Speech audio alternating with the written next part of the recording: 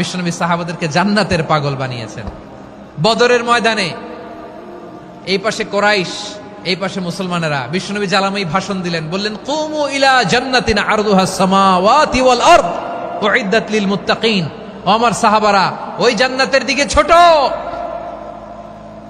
যেই জান্নাত আকাশ জমিন বিস্তৃত।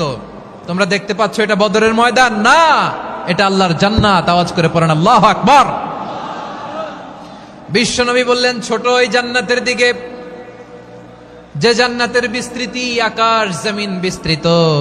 বিশ্বনবীর এই কথা শোনার পরে এক আনসারী সাহাবী সাইয়েদনা উমাইর ইবনুল হুমাম রাদিয়াল্লাহু তাআলা আনহু খেজুর খাচ্ছিলেন। তিনি বিশ্বনবীর দিকে তাকিয়ে কথা শুনছেন আর খেজুর খাচ্ছেন। যখন বিশ্বনবী বললেন জান্নাতের দিকে ছোট, যে জান্নাত আকাশ জমিন বিস্তৃত, বিশ্বনবীর কথা শোনা মাত্র সাইয়েদনা উমাইর ইবনুল হুমাম বললেন বাহ বাহ। কি বললেন? বাহ বাহ, মানে চমৎকার, মাশাআল্লাহ, চমৎকার। আমরা ইদানিং কালে চমৎকার কিছু দেখলে ইংরেজিতে বলে ফেলি না ওয়াও ওয়াও, বাহ বাহ, মাশাআল্লাহ। বিশ্বনবী বললেন মা ইয়াহমিলুকা আলা কওলিকা বাহ বাহ ইয়া উমাইর। ও উমাইর, আমার এই কথা শুনে তুমি কেন বললা বাহ বাহ, চমৎকার চমৎকার কেন বললা?